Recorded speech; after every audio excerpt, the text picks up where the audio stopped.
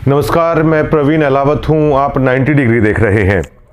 ये जो खबर है वो हरियाणा की राजनीति में भूचाल लाने वाली है। आज तक शायद हरियाणा के इतिहास में नहीं हुआ है। हरियाणा की पॉलिटिक्स में जब से 1966 से हरियाणा बना है, जो आज हुआ है, और ये काफ़ी दिनों से चल रहा था, लेकिन आज पहली बार जो हरियाणा में बादली कॉन्स्टिट्यूएंसी से कांग्रेस के विधायक है कुलदीप वत्स, उन्होंने इस बात का खुलासा किया है। वरना the top most respectable politician of Haryana, मतलब suffering abusing language, Kanpur based gangster name Ramchandra Yadav, जो खुद को कानपुर का रहने वाला बताता है, खुद को संत रामपाल जी महाराज का समर्थक भक्त बताता है, और हरियाणा के रिस्पेक्टेबल पॉलिटिशियन को लगातार भद्दी भद्दी गालियां वो दे रहा है। कुलदीप वत्स ने आज जब ये प्रेस कॉन्फ्रेंस की तो हरियाणा की राजनीतिक गलियारों में ये बात आग की तरह फैल रही है। और आज कुलदीप वत्स ने प्रेस कॉन्फ्रेंस में 20 से ज़्यादा ऐसे चेहरे बताए जिनको कानपुर बेस्ड रामचंद्र यादव भद्दी भद्दी गालियां दे चुका है, धमकी दे चुका है, लेकिन इन सभी लोगों ने उस बात को गुप्त रखा, उस बात को दबाए रखा, जब तक कि आज कुलदीप वत्स ने हौसला करके जज्जर में मीडिया के सामने इस बात को खोल कर रख दिया। एक एक बात परत दर परत मीडिया के सामने ज्यों की त्यों रख दी। कुलदीप वत्स ने कहा कि रणधीर पनिहार, इनेलो के बड़े नेता प्रोफेसर संपत सिंह, बड़े जाट नेता भी जिन्हें कहा जाता है, बलराज सिंह कुंडू, बीजेपी के पूर्व विधायक सुभाष सुधा, हरियाणा के पूर्व में उप मुख्यमंत्री रहे उनके छोटे भाई दिग्विजय सिंह चौटाला, खुद कुलदीप वत्स, और दिलबाग सिंह हुड्डा, जो संत रामपाल जी महाराज के कार्यक्रम में शामिल हुए थे, और उसके इतर भी हमारे पास एक खास जानकारी निकलकर सामने आई है। आम आदमी पार्टी के प्रदेश उपाध्यक्ष यारी इंडिया फाउंडेशन के चेयरमैन लोहान साहब, उनको भी इस तरह गंदी गंदी गालियां हैं दी गई हैं। हालांकि बलराज कुंडू से हमने फ़ोन पर बातचीत की, वो आउट ऑफ इंडिया है। जब हमारी उनसे बातचीत हुई तो हमने उनसे पूछा कि क्या आपको गंदी गंदी गालियां दी गई हैं, क्या आपको धमकियां दी गई हैं, तो बलराज कुंडू ने हालांकि सिरे से इस बात को खारिज कर दिया। उन्होंने कहा कि ऐसा कुछ नहीं है। हमने उनसे पूछा कि विधायक कुलदीप वत्स ने प्रेस कॉन्फ्रेंस के दरमियान आपका नाम लिया है कि आपको ऐसे ऐसे धमकी मिली है, ऐसे ऐसे गालियां दी गई हैं। बलराज कुंडू ने इस बात को डिनाई कर दिया। प्रोफेसर संपत सिंह के ऑफिस में हमने जब कॉल किया, जब प्रोफेसर संपत सिंह ने कॉल नहीं उठाई, हमें पता चला कि वो हैदराबाद गए हुए हैं किसी योग शिविर में पार्ट लेने के लिए। तो उनके ऑफिस से कहा कि हमें भी इस तरह की कोई गालियां नहीं दी गई, कोई धमकी नहीं दी गई। रणबीर लोहान के ऑफिस से हमने कांटेक्ट करने की कोशिश की तो उन्होंने भी फ़ोन पिक नहीं किया, लेकिन हमने खुद सुना रणबीर लोहान को किस तरह भद्दे शब्दों का उनसे बातचीत के दरमियान इस्तेमाल किया गया। और प्रद्युमन जोशीला हैं, उनके पास ये बताया जा रहा है सभी रिकॉर्डिंग भी हैं।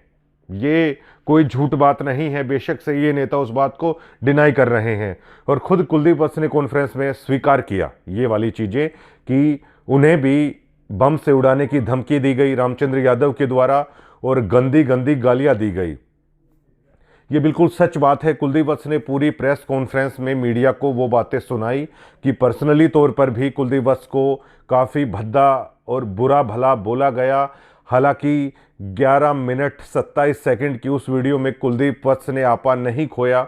उन्होंने इस बात को ज्यों का त्यों रखा कि दीपेंद्र हुड्डा या उनसे जुड़े हुए लोगों की राजनीति बेहद शराफत की है। कुलदीप वत्स ने आपा नहीं खोया। कुलदीप वत्स ने बदले में कोई भी ऐसा अपशब्द है उस शख्स को नहीं बोला। हालांकि कुलदीप वत्स ने इतना जरूर कहा कि अगर आप इस तरह का जनप्रतिनिधि के साथ व्यवहार करोगे तो आपको कानपुर से उठवा लिया जाएगा, पुलिस के द्वारा उठवा लिया जाएगा, क्योंकि वो इस बात की शिकायत हरियाणा पुलिस से करेंगे। और इस मामले में कुलदीप वत्स ने एडीजीपी से भी इस मामले में बात की और पूरी सीरियस तरीके से इस मामले में संज्ञान लिया। उन्होंने बताया कि लगातार जो जज्जर पुलिस का स्पेशल स्टाफ है उनके संपर्क में है, उन्होंने उन्हें इस बात की शिकायत दे दी है और टीमें भी निकल चुकी हैं उस शख्स की धरपकड़ के लिए। कुलदीप वत्स ने बड़े बड़े राजनेताओं का भी नाम लिया, लेकिन सवाल ये खड़ा होता है कि जो हौसला कुलदीप वत्स ने दिखाया है, जो निडरता कुलदीप वत्स ने दिखाई है, वो निडरता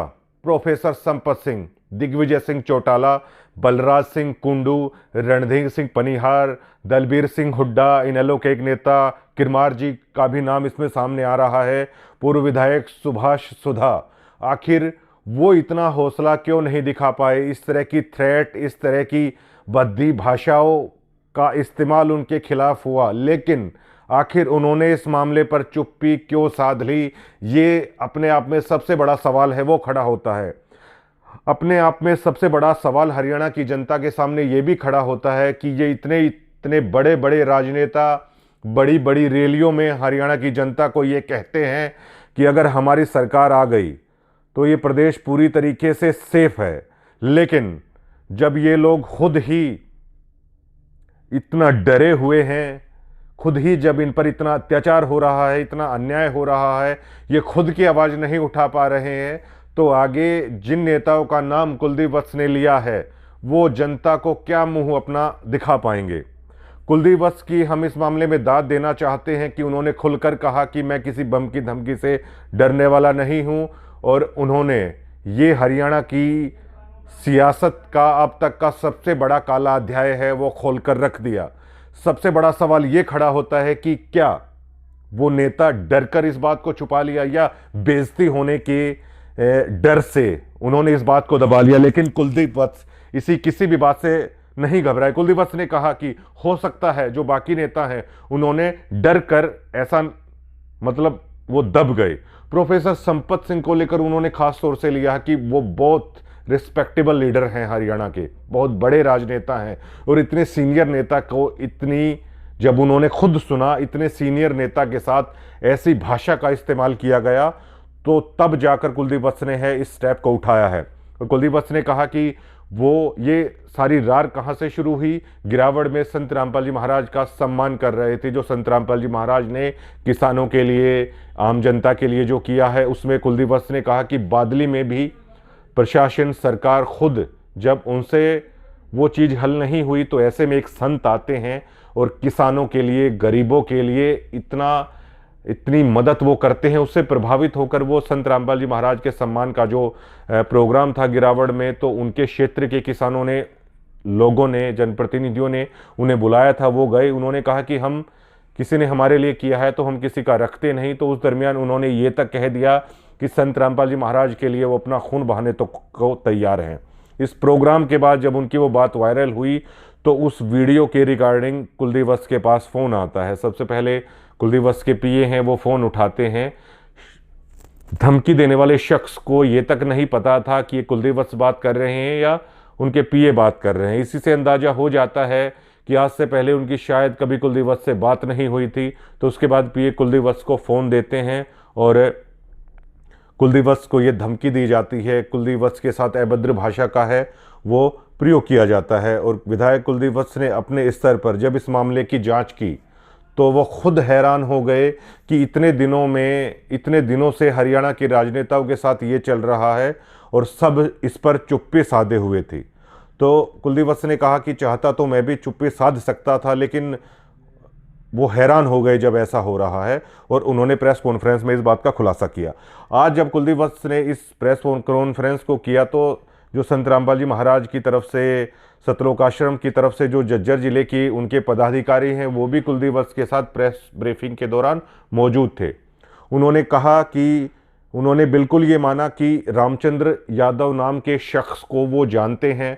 2014 में बरवाला आश्रम में उस पर चोरी का आरोप लगाया था और संत रामपाल जी महाराज ने उन्हें वहाँ से निकाल दिया था। वो इस तरह की हरकत कर रहे थे, बार बार शिकायत आ रही थी, और उसको लेकर उत्तर प्रदेश में रामचंद्र यादव के खिलाफ मुकदमे भी दर्ज हैं।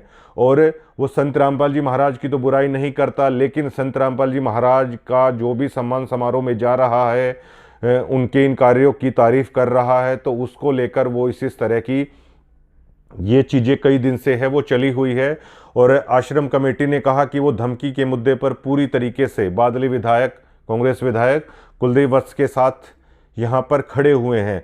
लेकिन बतौर एक पत्रकार ये हरियाणा की राजनीति में सबसे शर्म की बात है कि इतने बड़े बड़े राजनेता जो जनता का प्रतिनिधित्व करते हैं और जनता को आश्वासन दिलाते हैं कि हरियाणा को भय मुक्त कर दिया जाएगा।